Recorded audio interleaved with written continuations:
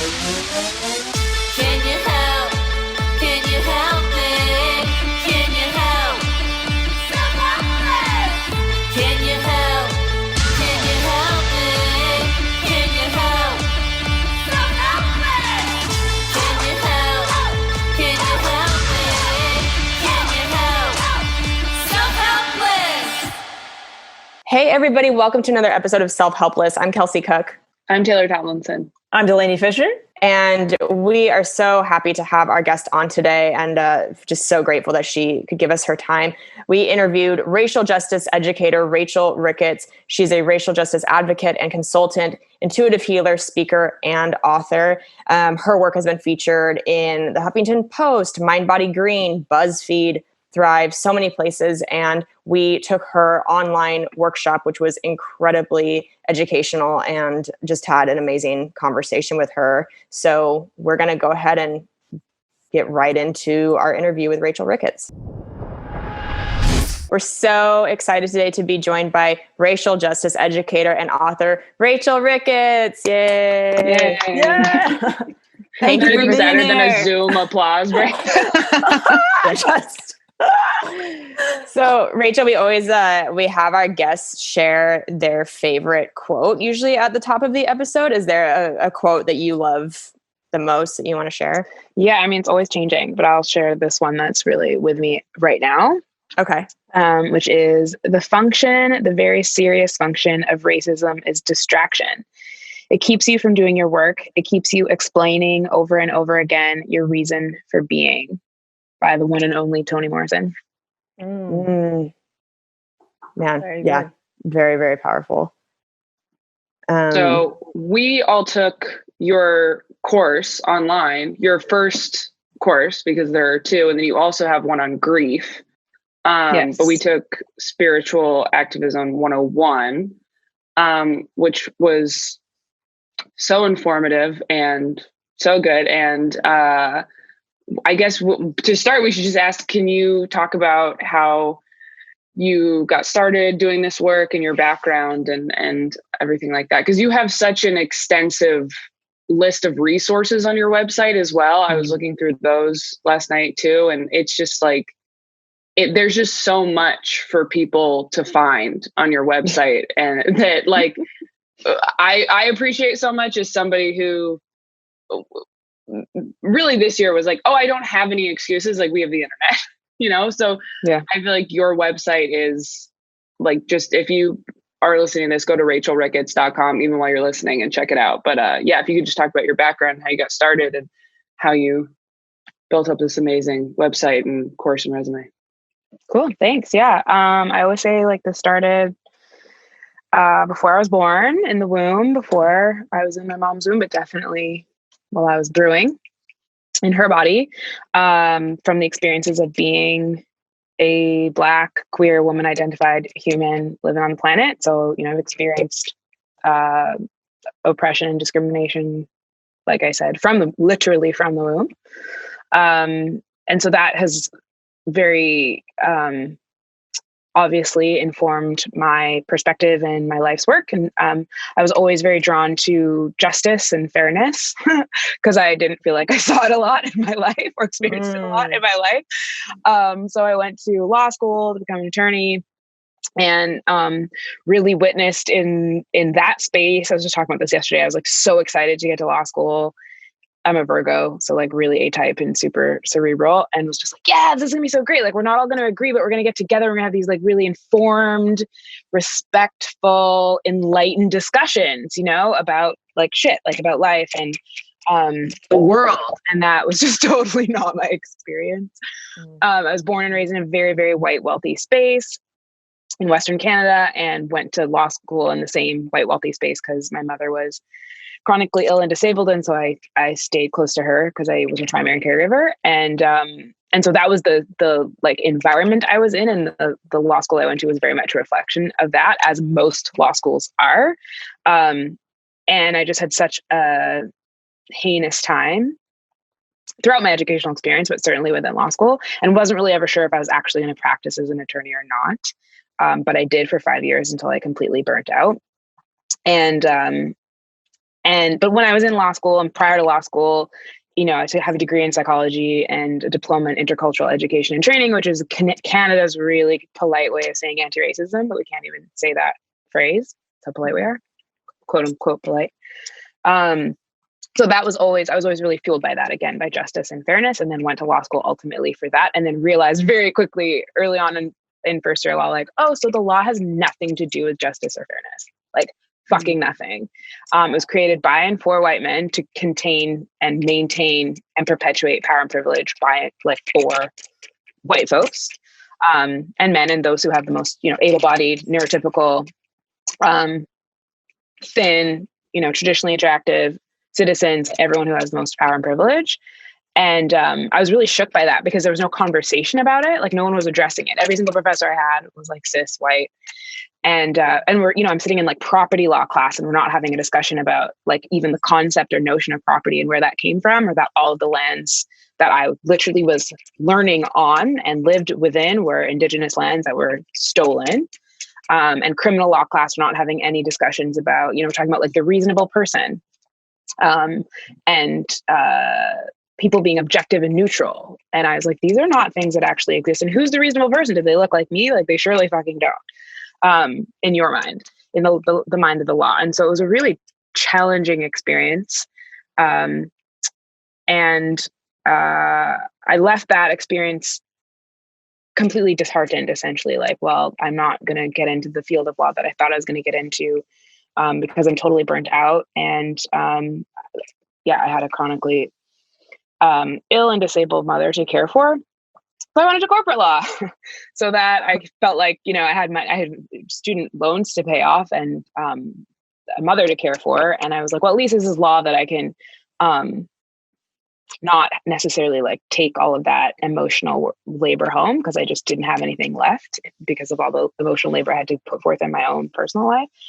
And kind of was like, well, I'll do my best to blow shit up from the inside, like really learn how capitalism and the man work. And then I can use that to fuel my fire. I did that for 4 or 5 years, got totally burnt out, like literally physically sick, got to the point where I couldn't walk into the office without bawling, had to go on stress leave, and then left. I left I had no idea what I was going to do, but I knew that I needed to take care of myself. I needed to be able to show up and provide for my mom. Like, I've been working 20-hour days. Like, I slept at the office multiple times, so that I could make, rich white men richer.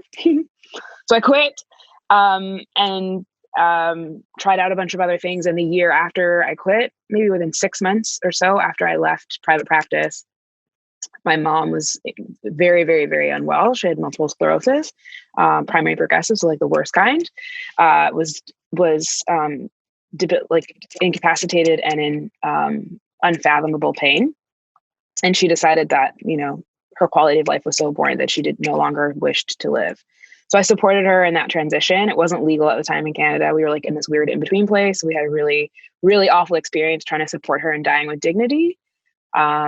And of course, the entire experience that led us up to that point of her getting to that place of 20 years of being chronically ill and being subjected to medical racism, medical misogyny, that got her to that place. And so I supported her in transitioning in October of 2015. And then I was just left with this grief unparalleled, right? You can try your best to plan for something like that, but you can't plan it. My mom was my entire family, and I'm an only child. And then I got into work doing grief coaching and became a certified death doula, because I was like, this whole system is fucked and none of us are having conversations about grief. And grief is rampant, not just with respect to death, but with respect to life. Like, we're all grieving. I think in the midst of a global health pandemic, people have realized how palpable grief is and how many manifestations it shows up in our lives. But no one was really talking about it then. And so that was the work I started doing, and then very quickly realized that the most grief I've ever experienced in my life is a result of being Black and woman identified, and queer. And so that was the work that kind of came to me and I rose to meet that. So it's work that is more than work. It's who I am. It's a calling. It's why I was put on the planet, I believe. And all of those things were awful to experience, but led me to being able to provide the offerings that I now provide in the way that I do. So I believe it was all for good reason. Yeah. Yeah. Wow. Thank you for sharing all of that. You talk about emotional labor in the webinar that we watched, and can you kind of expand on what that actually is in this instance for people like me who have no idea what that feels like to prepare for a conversation, even this conversation, like talk about the emotional violence that happens anytime you walk into a room where there's white people there. Can you kind of explain what that preparation is like? And you kind of said it's like fighting for your humanity and stuff. Would you mind expanding on what that is basically? Yeah. So two things. One is there's a piece around emotional labor, and then there's the piece around emotional violence. So emotional labor, most of us haven't experienced emotional labor or had to undertake emotional labor, whether we were aware of it or not. When I learned the phrase emotional labor, I was like, oh my God, thank you for these words, and mental load as well, which people who identify as women or femmes in, our heteropatriarchal society generally are tasked with emotional labor more so than people who identify as men. And it's the work that we do. When it comes to, I'll speak about it in terms of anti-racism. So as a Black woman identified person, it's the work that I do to prioritize the comfort and well-being of whiteness, which is all the time, because that's the status quo. Prioritizing the comfort and well-being of white people and whiteness is white supremacy, but that's just status quo. It's not like Divergent. It doesn't just exist in KKK spaces. Like, that's just the norm. So that's what I have been socialized to do. That's what I've been taught to do. And that's part of my internalized oppression, because I've been steeped in that from birth. And so I will, for example, this has happened to me multiple times, growing up in white, wealthy spaces, having predominantly white friends, being the only Black person for miles. Some racist event will happen, whether I name it or not. If a white person becomes aware of this racist thing, and then we engage in a conversation about race, and the white person is very trepidatious, specifically with white cis women, especially very trepidatious about the discussion, really afraid of saying the wrong thing, really terrified of being wrong or bad, or seeming to be, or being perceived as wrong or bad. And so you can see their fear, you can see their discomfort, and that's all palpable to me. For my own safety and security, I've had to learn how to read that and see that coming from a mile away.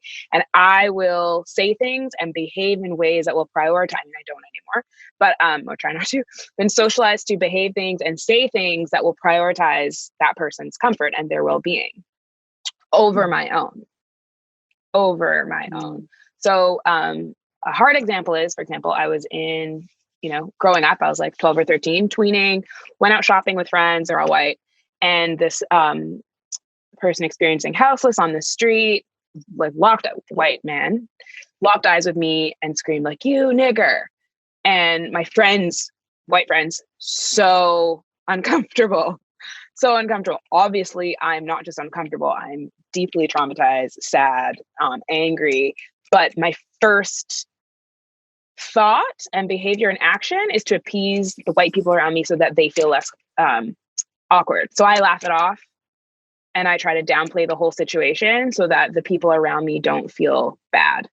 Is anyone in that moment? Is any white person in that moment addressing said person who just uttered violence at me? No. Comforting me, checking in with me, ensuring that I'm okay because I've just endured violence? No. And that's the norm. That's standard. So that's the emotional labor that I endure to prioritize comfort and well-being of whiteness. And that's part of how internalized oppression works for Black, Indigenous, and people of color. And I kind of fuse these there. So that's emotional labor, but emotional violence are, so we talk about, we rather than understanding of physical violence, when we talk about violence, we usually think about that. We think about, police brutality, or we think about, usually male violence. We usually think about male violence or folks who identify as male when we think about violence, period. But emotional violence is, for any person who's a woman or woman identified, grew up as woman identified, high school was a violent experience. Like, words absolutely can hurt. Sticks and stones may break your bones, but words still hurt. Our actions, our passive aggressiveness, our silence, our criticism, our judgment, the ways in which we gang up on each other, or ghost on people, or brush other people off, all of those are forms of emotional violence, as are gaslighting. So, making it seem as though, for example, in a racial context, when I bring something to a white friend and say, this was racist and it caused me harm, and they're like, oh, you're taking it the wrong way. That's not what I meant. Or, you're being too sensitive, gaslighting. So trying to invalidate my experience or making me seem like my experience isn't actually real. In my line of work, spiritual bypassing and what I call the wealth and healthness space, very, very rampant. So everything's love and light. We're all one race, the human race. I don't see color, and all this love and light supremacy bullshit. That's violent because you're denying my lived experience of oppression just because you don't see it, and you don't quote unquote see it because you don't experience it. So that's just power and privilege, and your inability to face your own shadow, which is anything but spiritual. So all of these are forms of violence, as are white silence. So if you witness racism, so in that back to the example of me walking on the street with my tweenie friends, and they did nothing to speak up to the person who committed violence against me, nor do anything to support me. That is white silence. That's violence. White entitlement, which is rampant always. All of these things are very status quo, but we're seeing a lot of this right now in terms of the most recent Black uprising and white people waking up way the fuck late to the realities of the world as they exist for Black people and other folks of color. But now it's just like the urgency, this entitlement and urgency. So this like entitled sense of needing access to Black people and to Black educators. And then the urgency of like, but I need to know this now because otherwise I feel bad, right? Again, back to that. I want to feel good and right and be perceived as good and right, which is why you post a black square, but do absolutely fucking nothing that's actually useful or helpful. All of those are forms of emotional violence. Even I was talking about this with a friend. Microaggressions are forms of emotional violence, and microaggressions are so pervasive. So, for example, people, this kind of also ties back into this urgency and entitlement, but people will email me, but all non-Black people, and in fact, other Black people also email. And I have all, back to Taylor, what you were saying, I'm a Virgo. Like I said, I have so much information on my website. Like if you need to know something, it's there. If you have a question, almost 99.9% positive, if you actually fucking went to the website, you would find the answer, or like the beginning of the answer. And maybe you need to like get a more in-depth thing. People just reach out, haven't done a goddamn thing. There's someone reached out to me recently. They own a fitness studio here in Toronto, where I'm currently living, and white woman, and she was just like, I'm in crisis. It was just like a whole rant. Like, do you have resources you could point me to, or like whatever? And I'm like, bitch, are you actually fucking serious? Like, if you looked at the website for once, you took the energy to email me, but you didn't even fucking look at the website. And so you're wasting my time and energy. And no, I don't work for free. I'm not just here to hold your fucking hand. Like, you must pay me for my emotional labor. Thank you. Because if you're not, you're exploiting and extracting from Black women, which is to perpetuate white supremacy, which is the norm. So I'm not here for any of it. But that is a very standard experience, right? Like, help, I don't know. And I'm like, you're trying to exhaust me and others, like, and that is a form of violence. You're constantly trying to exhaust us, educate us, asking questions when like the answers are out in the world. The answers are out in the world. The medicine is out in the world. Nothing that I am saying, or any other anti-racist or racial justice activist or anti-oppressive activist really is saying, hasn't already been said. My ancestors have said all of this already. That's why I say white people, centuries late. We've been saying the same fucking thing forever. You're just paying attention now. But the medicine is out there. So to continuously demand or feel like you're entitled to extract from me, and on your terms and on your time, all of that is violence. I could go on about violence all day, but all of those are forms of emotional violence, and we need to, we should just call them violence, really. I say that a lot. I describe it as emotional violence. So we have an understanding of what I'm trying to define, but it's just violence. It's still violent. Right. Yeah. I felt like there was so much of that in your course that was helpful, of redefining things, and the whole, like, not am I racist, but how am I racist? And just that very foundational shift of like, just get rid of the am I racist question, because you are. So like, start in a different place, because that other question is not helping anybody. Can you expand on that more? The idea of how people can get to that place of even just not having the white fragility come up, of wanting to even not accept that they could be racist? Like how can people get there? Yeah. So this is kind of like the crux of my work, which is like education won't save us. Knowledge is important, but it's not the answer because, like I just said, Black people, Indigenous people, other folks of color have been saying the same shit for centuries. So and the medicine is out there. The knowledge is out there. There's books, Audre Lorde, James Baldwin, Maya Angelou, Toni Morrison, Martin Luther King, Malcolm X, like it's out there. So that isn't the crux of what needs to shift. For me, the crux of what needs to shift is what internal work are you doing to face your own shit?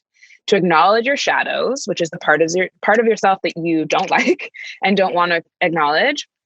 To be able to tolerate the full spectrum of your human emotion. So back to, this is where like my grief work comes in. This work is grief work. Your anger, your rage, your sadness, your disappointment, your depression, all of those are parts of you. And we live again in this white supremacist, ableist, heteropatriarchal, capitalist society that doesn't want us to acknowledge any of those things. That's like the whole premise of Instagram is just like, shit is so great. Square, happy square, happy square, happy square. And like, this is what my life looks like. And no one's life looks like that. But that's what we put out into the world. And when we talk about our pain, when we talk about our rage, it's pathologized, right? Especially if you're an oppressed person, oppressed identity. Like anytime I say anything, I'm angry. It doesn't matter what I'm saying. I'm like, this is a great potato chip. I'm angry.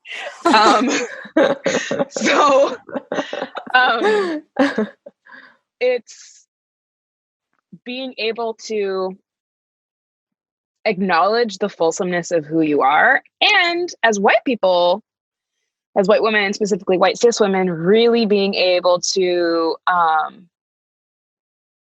unlearn and reimagine your own identity, right? Like, oh, so I thought I was this good and right person, and that's how you've been socialized to exist, right? That's how white supremacy has allowed white women identified folks to operate, like in this Eurocentric, idealized notion of quote unquote femininity, and that includes goodness and purity, right? Like really, really inherent and ingrained in that notion. And so to have someone like slap you in the face, like, no, bitch, you're not that good, is really an identity shift.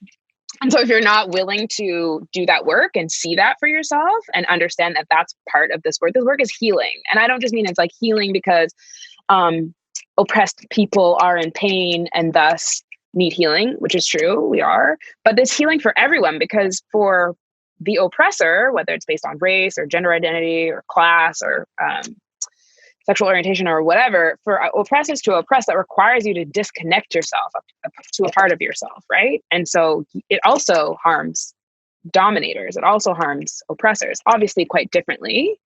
And it allows you, the way in which our status quo of domination allows dominators to exist, you can do so in a way that you won't realize that it's causing you harm, but it is causing you harm. So it causes everyone harm. So I talk about this, like white supremacy causes everyone harm, including white people. We understand that patriarchy causes everyone harm, including men, even though they perpetuate it. And even though, without question, they perpetuate it, but it still causes them harm. So we need to have conversations about what the status quo is and why the status quo is what it is, and the harm that it's causing everyone, no one more than Black and Indigenous, queer and trans women and femmes. But I really feel like, I laugh about this a lot, but I really feel like when I tell white folks that, I'm like, you're all racist. So like, can you just calm down a bit about it? So I'm making like, you're centering yourself, white centering, which is a form of violence. Like, you're all racist. So just start there, because this isn't actually about you. And if you're more concerned about being called racist than the racism that you're perpetuating, and without question you are, then we have a really serious problem, right? And that, again, that status of, I'm not racist. Well, you're causing harm. And so I think that should be the part that you're actually hanging your head on and being more concerned about than like a fucking label. And I talked about this yesterday, but if you're doing the work, you should be so involved and ingrained and busy doing the work that you're not so attached to titles at all, right? But yeah, where we need white people to get is to a place of just sitting with, yeah, I'm racist. Okay, I am racist because I am white in a white supremacist world. I was born into that. I was raised into it. So what does that mean? And what am I going to do to counter that? Because that's my work. And I can say as a cis person, light skinned, thin, neurotypical, highly educated, like I am a Black queer woman identified person, but I also have a lot of privileges. And so that's also my work. We can't dismantle one oppression without dismantling all forms of oppression, because I'm here for the liberation of all Black people, irrespective of what other oppressed identities they operate and live at. So I can't demand that of other people without demanding it of myself. So I'm constantly critiquing and evaluating and challenging myself and welcoming other people to do the same, about the privileges and the power that I possess and the ways in which I need to give that up, and amplify those who have less. Would you mind, you said something in the course about how white people cannot be an ally or activist, and why? Because we see that word being thrown around a lot, especially right now with white people claiming to be allies, activists, that kind of thing. Can you tell us why that can't exist? Yeah, this is a whole thing, but it can't exist because, again, if you're doing the work, then just do the work. Why do you need a label? Also, this was brought up yesterday by either Erica Hart or Blair Amani. But Black women and femmes have been doing this work forever for all of us. Like I just said, for the collective liberation, like when Black women and femmes are free, then everyone is free. Everyone is free because we are the most oppressed globally by heteropatriarchy, misogyny, anti-Blackness, white supremacy, and the culmination of all of those things. And so when we are free, everyone will be free. So we're not just doing this for ourselves, right? When we say Black Lives Matter, we're saying Black Lives Matter because we are the most oppressed. And when Black lives matter, then all lives actually do matter, and we can all collectively be free. So Black women have been at the forefront of fighting for change and justice socially for everyone for hundreds of years. And we don't call ourselves allies. We don't have names for ourselves because we're too busy fucking doing the work. We're just out here, I don't see all the people on the front line. I don't see every Black Lives Matter activist out there being like, I am an ally. They're just doing the work. So the title really isn't about the work you're doing. It's about you wanting to feel good and right. So you're just centering yourself again. And then I don't believe that anyone can actually be an ally, because you can put it on and you can take it off like a fucking shirt. I'm Black. I am always Black. I cannot take Blackness off, even if I wanted to. But when you are seeking and striving to act in allyship, you'll fuck it up. You'll fuck it up without question. I fuck it up. We all will. That's part of the work. It's learning and unlearning. It's every single day. It's every single breath. It's all the time. That's why people don't really want to do it. And so, to name yourself an ally is to me to create this false sense of security. First of all, you're deciding that you're an ally. I love when people are like, I'm an ally to Black Lives Matter. I'm like, but you decided that, not me. And if you're an actual ally, then I'm the one who gets to decide if you're acting, how and when you're acting in allyship. A, B, you can't do it 24/7. You're gonna fuck it up. So the minute you don't fuck it up, you're not acting in allyship. So get over it. But more or less, just like get over the label. Why do you even need one? Just do the work. Get over it. And then when it comes to activism, that's just like extreme to me, right? So I don't believe that white people can be activists for the cause of anti-racism because you have never experienced racism. How could you ever begin? Also, what are you really, you can give up power and privilege, but what is really on the line for you? Because for me, like my life and livelihood is always on the line and yours just isn't. So I don't really see how you're an activist. Also, white people can't teach anti-racism, again, because they've never actually experienced racism, and you're just trying to benefit from, through reputation, through fame, through profit, white supremacy that you perpetuate and already benefit from just by virtue of being white. So like, get out of here. Yeah, I think what you said in your course about like your intentions don't matter. I mean, I think all three of us are super guilty of that, and just being white people and white women and fucking comedians. Honestly, there's a lot of like, that's not what they meant. Like that, like white solidarity where you're like, that's not what Britney meant. Like there's so much of that, especially when like comedians get called out for doing like fucked up material. There's always someone going like, I know so-and-so and they're not like that. And they didn't mean it that way. And to just have you say so directly, like, it doesn't matter. But it's what you're saying about you have to look at yourself and go, okay, you're not as good of a person as you think you are, because everyone just keeps giving themselves a pass for mistakes they've made instead of just owning up to the harm they've caused. So yeah, and I think part of that right. also is perpetuated by, again, like the white supremacist, heteropatriarchal, capitalist state that doesn't allow for imperfection. So if you have no capacity to be wrong and bad and to get it wrong and to fuck it up, then you can't do this work. But if you have a capacity to be like, okay, fuck, like shit, I fucked up. For me, I have a lot of grace for fuck ups. Obviously it's helpful if you're not, but you're going to, as am I have a lot of grace for fuck ups. What really matters is what you do about that. How are you addressing and acknowledging your harm, and how are you creating repair? How are you ensuring that you change behavior? The only real apology is changed behavior. Everyone can say whatever the fuck they want. How are you actually changing your behavior? And if you're not, your apology is actually an act of violence because it's a lie. So I always say, FYI, fuck your intention, and you need to prioritize fuck your intention. And a member of my community also was like, yes, and feel your impact. I was like, great, yes, fuck your intention and feel your impact. Because that's actually the thing that you're trying to avoid. You're trying to avoid feeling the harm that you cause. You don't want to feel that. So the defenses go up, and you call in everyone to co-sign, like, that's not what they meant. They're not a bad person. Like, guess what? We actually all are bad people and good people. All of us. No one is not a bad person, and no one is a great person. Like, in the same way, we shouldn't be idolizing specific people either, because no one's shit don't stink. Like, all of us are humans. We are all here having a human experience. So we're going to fuck shit up. And that doesn't mean it's just like, oh, I'm going to fuck it up, so who cares? I should just do whatever I want. And like, it doesn't matter. Like, no, we're all humans having human experience. We're going to fuck it up, but we can cause less harm. And the goal is to minimize the harm that we cause, especially against people who have traditionally, historically, and in present day received the most harm and continue to endure the most harm. Those are the people that we need to be prioritizing in terms of minimizing harm against, but against everybody. And when we are causing less harm against others, we actually are also causing less harm against ourselves. That's when we feel better. We feel better when we're like, okay, I faced some shit. I learned a lot.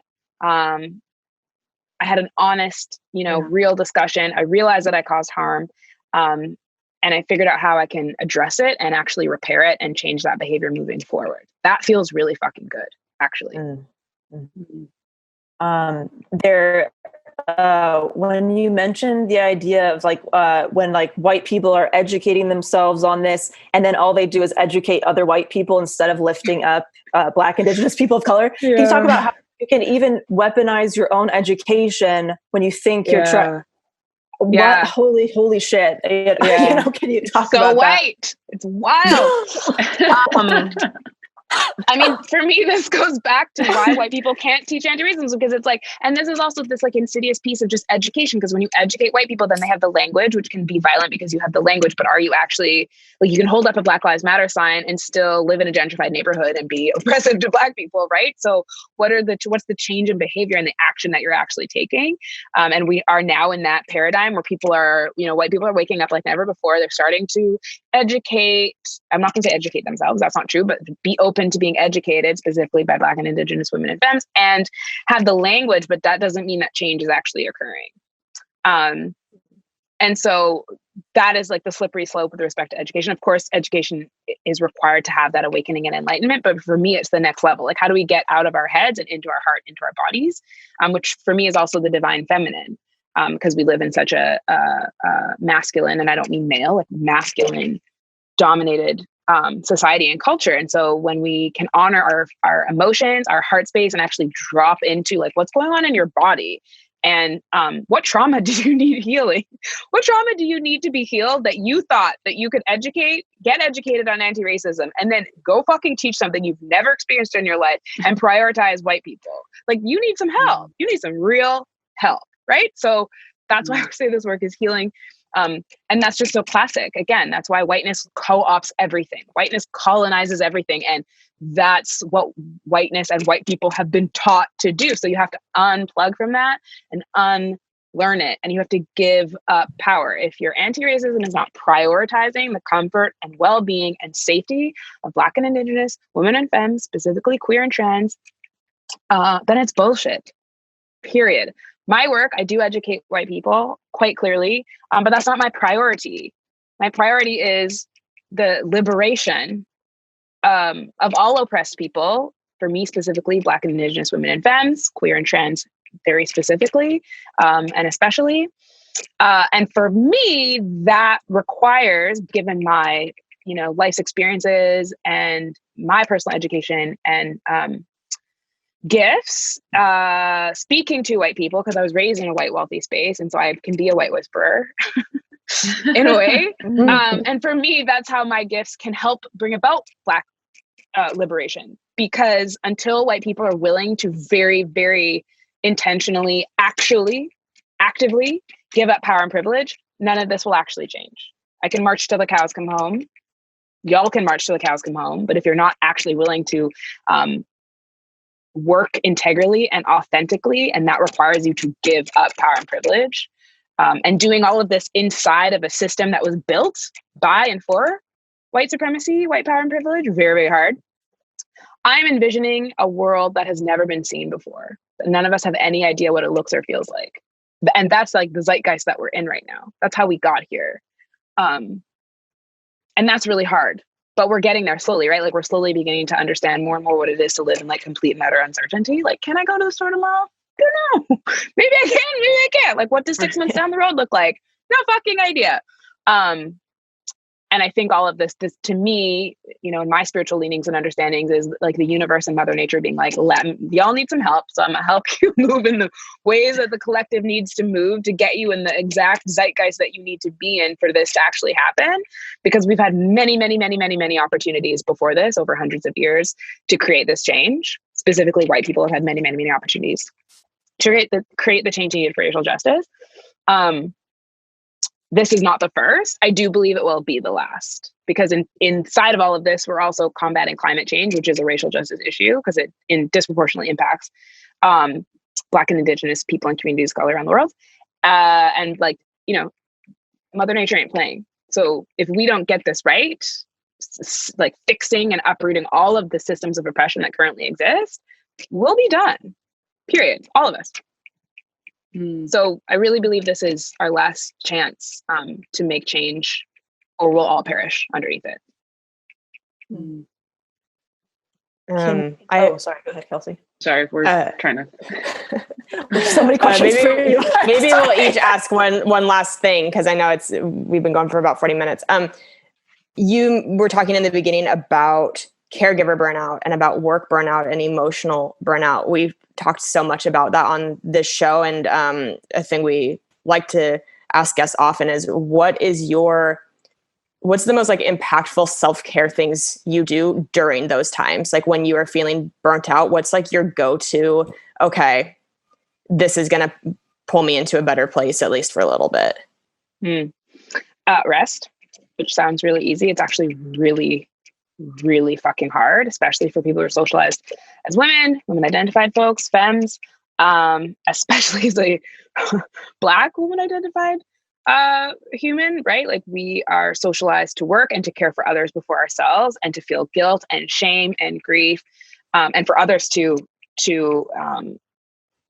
gaslight and kind of cast upon us their confusion, anger, or whatever shit, when we do prioritize ourselves, because rest is an act of prioritizing ourselves. And I don't just mean sleep, I mean rest, right? So they're not always the same. There's many, many forms of rest. Physical is only one. Most of us don't get enough physical rest, but we also don't get enough like social rest. Although I joke about this now, obviously in the situations that we're in, but like being around the right people, not just any people, but like people that actually like support you fulsomely and wholeheartedly, and being your best self, that you leave feeling nourished as opposed to drained. Mental rest, sensory rest, which we are not getting right now. We're all on Zoom and our phones and like Netflix all day long. And so that's a lot. And a lot of us live in busy cities. Like we intake a lot of information all the time. Yeah. Mental rest, like there's so many forms of rest, like just sitting. So I meditate a lot. Like that's, one form of rest for me, but it still allows me to, you're still doing something. I'm trying to learn the art of truly doing nothing, like staring at the sky or eating a peach and just enjoying the peach in that moment. Really hard. Like this is truly fucking hard. It brings up a lot of shit. But that is really, has been my priority my priority for my self-care now. And then when I don't do that, my body, so sensitive now, my body just shuts down. Like, bitch, you need to lie down. So we're just gonna like get a sinus infection or whatever we're gonna do, because Right. I'm surprised I haven't had COVID yet, because my body will be like, we just need to lie here. And when I lie down for a day, because I usually like I am always going, despite my, I know I have a need for rest and I'm trying to invoke that. But I also have a lot on my plate. We're in the middle of a Black genocide inside of a global health pandemic. And all these white folks are waking up. So, it's been a lot. And so I'm not getting sufficient amount of rest. And so when my body lays my ass down, which I consider a gift, the day after is like a whole different thing.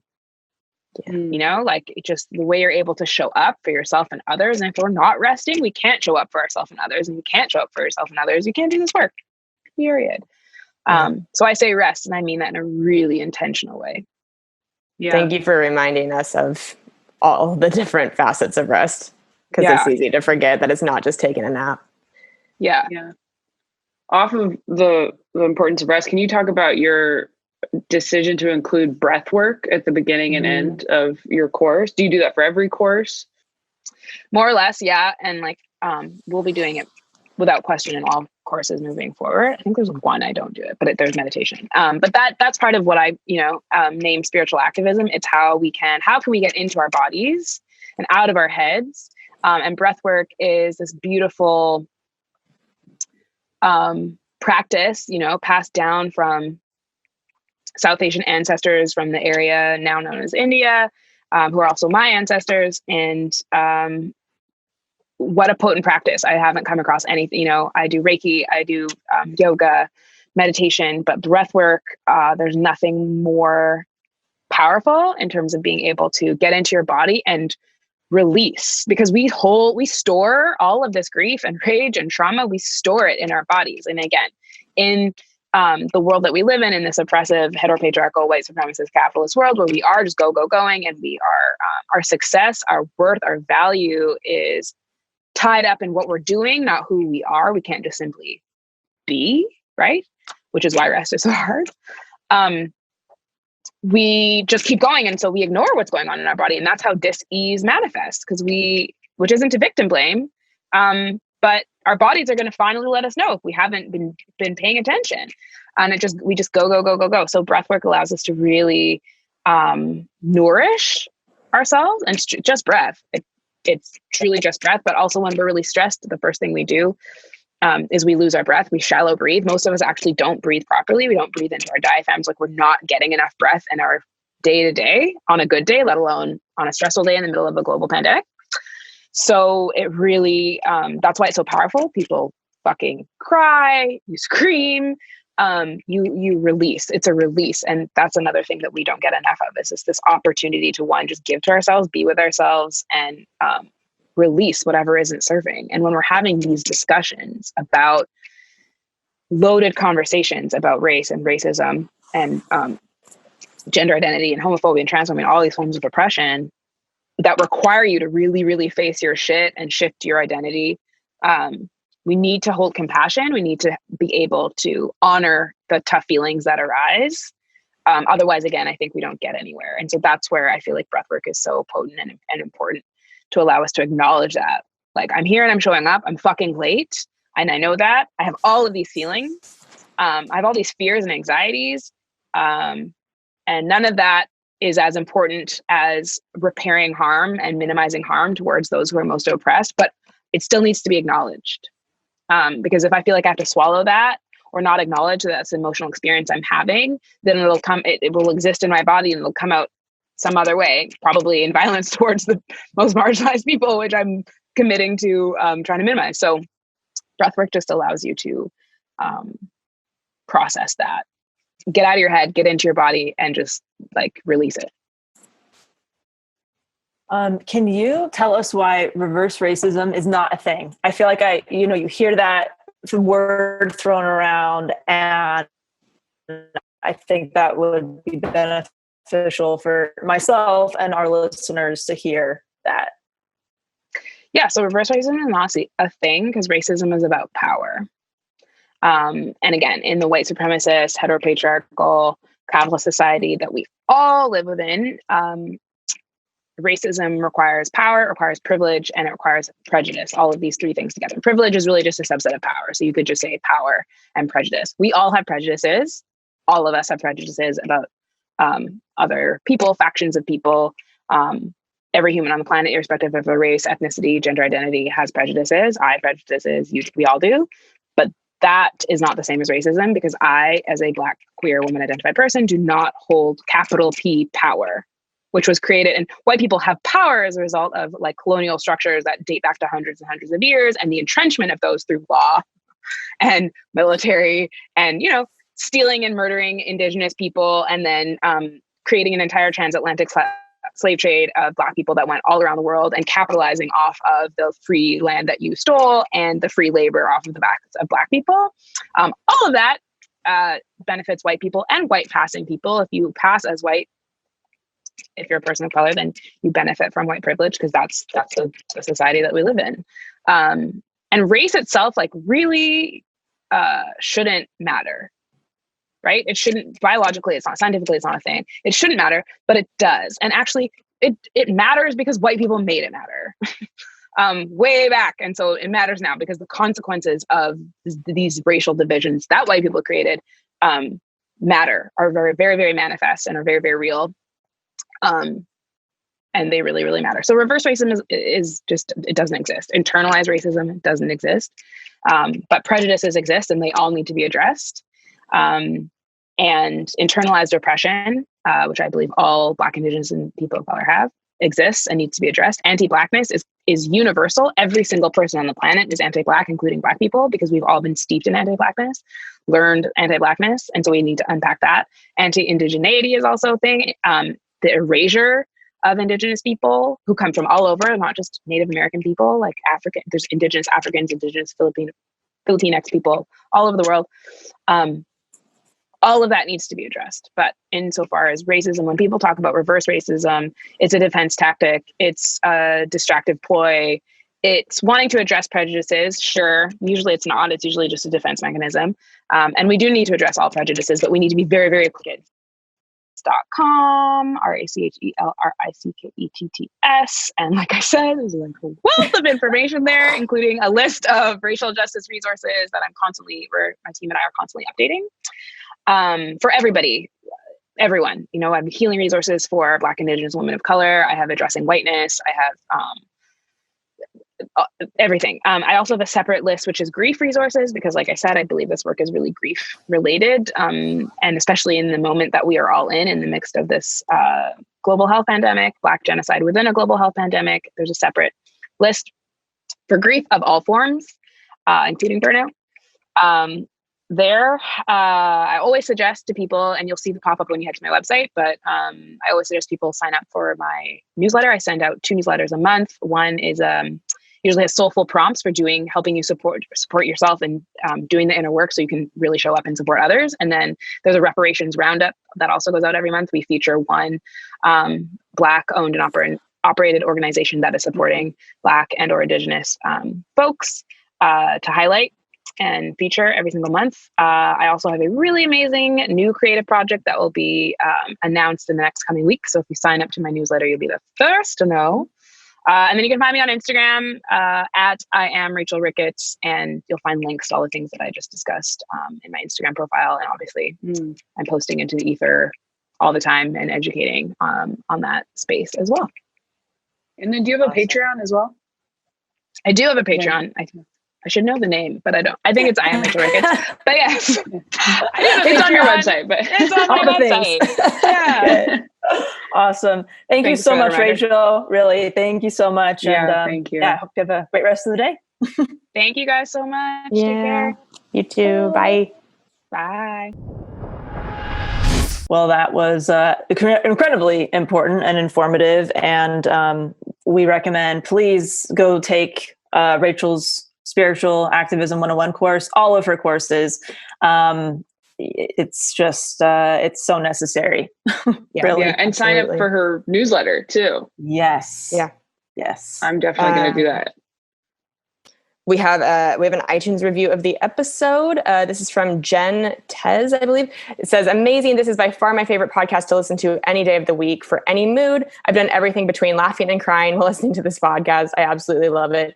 These three ladies do such an incredible job. They are funny, down to earth, and relatable. They are genuine and raw, and I'm always excited to see what they will talk about next. Oh, thank you so much, Jen. Very nice. Incredibly Thank you kind. very much. Very Thank you for nice. taking the time. And just a quick update. I know we mentioned a little while back that we would be reviewing the book White Fragility. We have decided not to review that book on the show. Instead, we're going to continue to have racial justice educators and other educators on the show to discuss these different topics with us: white supremacy, anti-racism, all of that. Just wanted to update you that episode will not be actually be recorded or airing. So we just wanted to update you on that. Yeah. Mm-hmm. All right. Well, all right. We love you guys. Hope you're having a great day, and we'll talk to you next week. Bye. Bye. Thank you guys so much for listening to Self-Helpless. We really appreciate it and would love anything you can do to help the show grow and get the word out. So if you could leave us a 5-star rating and review on iTunes, that helps us move up the iTunes charts. If you can tell a friend, a coworker, a family member, anybody that you think would love the podcast, you can also screenshot an episode and share it in your Instagram, in your Instagram stories. Anything helps. Also, if you want more of the show, if you want bonus episodes, if you want to be able to be more interactive and help choose podcast topics, you can go to patreon.com/selfhelpless and join there.